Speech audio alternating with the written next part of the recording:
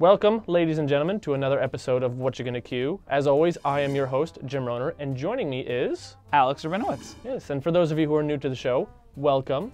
Whatcha Gonna Queue is a weekly video series highlighting some of the best titles that Netflix has to offer, with recommendations broken down into three categories.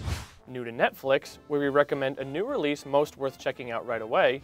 What the f*** is this, where we delve into the obscure or overlooked titles buried in the annals of Netflix. And For Your Consideration, where the recommended titles tie into a timely, predetermined cinematic theme.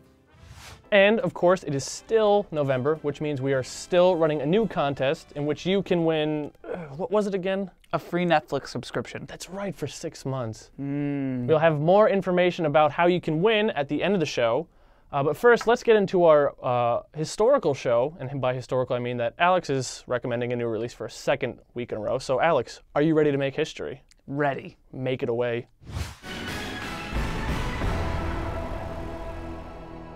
Scott Pilgrim vs. the World is a fantasy comedy action mash directed by Edgar Wright based on the graphic novel by Brian Lee O'Malley.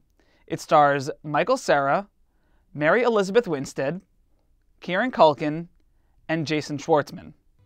In the film, Cera plays title character Pilgrim, a slacker who, in order to win the heart of his dream girl, must defeat her 7 evil exes.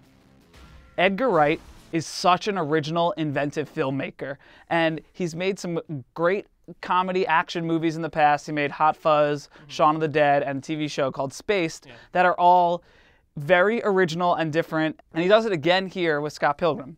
Edgar Wright has shown in this film and has shown in his past work, and all those titles that you just mentioned, how he is truly a new breed of filmmaker in which he can take elements from all these different mediums, comic books, video games, TV shows, and other movies, and combine them into just an amalgam of his own creation, in which all the different characteristics and archetypes of those pieces enhance his narrative without being distracting. Yeah, he's a postmodernist dream. Yeah, it's so great because Scott Pilgrim is one of those movies that fanboys will especially enjoy because of those little wink, wink, nudge, nudge moments. But also it shows his strength as a director because he takes this idea of a guy that is battling 7 evil exes, that could seem like it could get redundant, but adds a freshness to it where the narrative is constantly building and constantly moving forward. Yeah, and it's open for interpretation, you could say. I mean, I interpreted this movie as kind of a 2-hour-long dream sequence.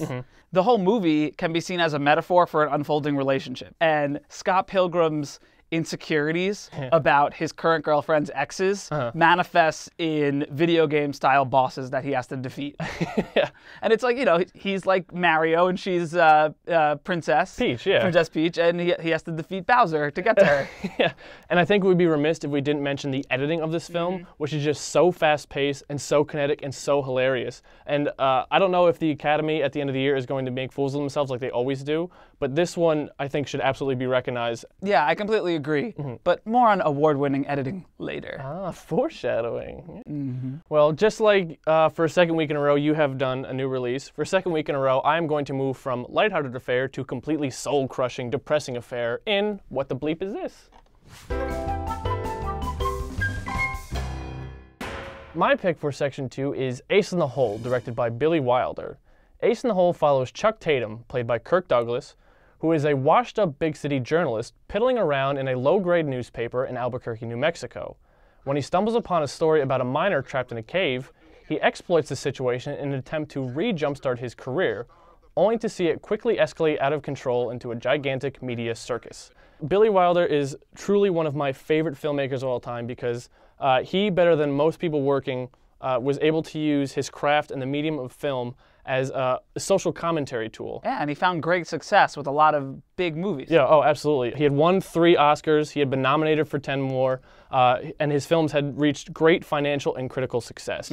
Using this social commentary angle, you have films, of course, like Double Indemnity, which was really a commentary on American modernity, A Foreign Affair, which was very much a commentary on America's involvement in post-World War II Germany, and then Sunset Boulevard, which was a commentary on the Hollywood system, which may be a little bit hypocritical because they were helping him pay the bills. Oh, true. So what happened here? Why did Ace in the Hole fail? Yeah, Ace in the Hole was a critical and financial flop, and I think the reason that it did fail was because it was Billy Wilder at his most scathing. The antagonists in Ace in the Hole are very much the audience members that support this spectacle. There's a lot of shots in the film that have a bunch of people lined up kind of watching this debacle go on in front of them, almost as though it was people sitting in movie theater seats watching what was going on the screen. Alienating his audience. Exactly, you know. And they responded by staying away from the film in droves.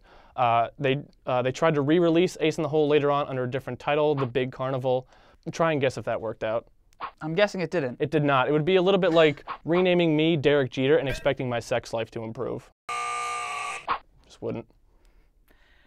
For a modern audience, what are the redeeming qualities? Why are you recommending this movie? Yeah, this movie, on top of strong performances, Kirk Douglas is fantastic. It really shows a master filmmaker at work, transcending the medium and using it for more than just entertainment, but using it as a timepiece and being able to hold a mirror up to society just like filmmakers would do today. Sam Mendes in American Beauty is a great example. So, all right. But speaking of filmmakers I love, Alex, I think it's time we transition into For Your Consideration. Okay.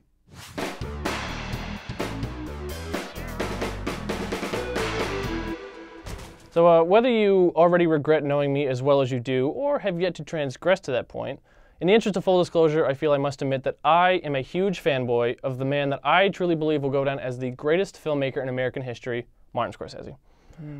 Martin Scorsese turns the ripe old age of 69 next week. And in honor of this man, Alex has let me dedicate For Your Consideration to the films of Martin Scorsese. Yay! My Martin Scorsese pick is 2006 Best Picture winner, The Departed. The Departed. Written by William Monahan, based on the 2002 Chinese feature Infernal Affairs, The Departed stars Leonardo DiCaprio, Matt Damon, Jack Nicholson, and Mark Wahlberg. The Departed tells a story of a cop undercover as a mobster undercover as a cop, and their two warring factions in urban Boston. Some say that this was Scorsese's Oscar consolation prize. Scorsese was the Susan Lucci of the Oscars. Always a bridesmaid, never a bride. And then in 2006, he finally won Best Picture for The Departed. Yeah. I think that I would be one of those people who would agree that this was a consolation prize. No. But that's not to say that this film is without merit, because it is a fantastic film from beginning to end, especially I'd say in the script from William Monahan and the editing from Thelma Schoonmaker. Yeah, and everything in Scorsese's career was leading up to this. He really nailed the genre, and Thelma Schoonmaker's editing is amazing. It's unbelievable how structured and timed and calculated it is, just in its quick pace, juxtaposition, shot selection. Hands down, amazing work, and her Oscar completely deserved. I completely agree. I mean, they say that filmmaking is a young man's game, but it's great to see that with The Departed, Scorsese and Schoonmaker are proving them wrong. And Scorsese really gets these machismo-driven performances out of his actors. Not only the guys I named before, but Alec Baldwin, Ray Winstone, Martin Sheen, and character actor Kevin Corrigan. Yeah, this film really makes me want to park the car in Harvard Yard. And it's got a really great ending that I know when seeing it the first time surprised me. Practically Shakespearean. Cultured man, I like that. Yeah, so. And moving from a Scorsese film that practically everybody has seen, I'm going to go to one that's a little bit overlooked in Bringing Out the Dead. The third pairing between Paul Schrader and Martin Scorsese, Bringing Out the Dead is based on a novel by Joe Connolly and revolves around a group of late-shift paramedics working in New York City's Hell's Kitchen. Specifically, the film's focal point is Frank Pierce, played by Nicolas Cage, who is becoming burnt out and is constantly haunted by visions of the people he's tried to save. And the reason that I think Bring Out the Dead is overlooked is that it came at the tail end of kind of a down period for Scorsese. You had My Voyage to Italy, Kundun, The Age of Innocence, which are all good films, but not quite films that people will really remember 20 years down the line. And it came right before Gangs of New York, which then thrust him back into the Oscar spotlight. So yeah, it was Scorsese's dark days, you could say. Yeah, you could say that, but I think it kind of needed to be his dark days to really get back to that dark, gritty look at this seedy underbelly of New York City with these psychologically traumatized characters. And Scorsese specifically wanted Paul Schrader for this job because, according to him, nobody writes New York City at night like Paul Schrader does. Yeah, it's almost like a spiritual sequel to Taxi Driver. Yeah, no, that's a really good way of looking at it, because Taxi Driver and Bringing Out the Dead really share a lot of similarities with each other. It's almost like Bringing Out the Dead is kind of like Taxi Driver 20 years down the line. Now, Nicolas Cage. Yeah, fans of Whatcha Gonna Queue may know that we're not the biggest Nicolas Cage fans here. How'd it get burned? How'd it get burned? But it really helps when Nicolas Cage is taking direction from Martin friggin' Scorsese. But he really brings that just kind of sharp, crazy edge to it. But it's not just him, it's also the supporting characters around him. Ving Rhames, John Goodman, Tom Sizemore, they all just have really kind of slightly unhinged performances in their own different ways. One way that Scorsese really enhances that kind of unhinged experience is by having certain flashback scenes where he filmed them backwards and then played them forwards on film. So you have everybody talking forwards, but they're kind of talking backwards, and snow is flitting up instead of coming down. And it's really kind of disturbing in a way.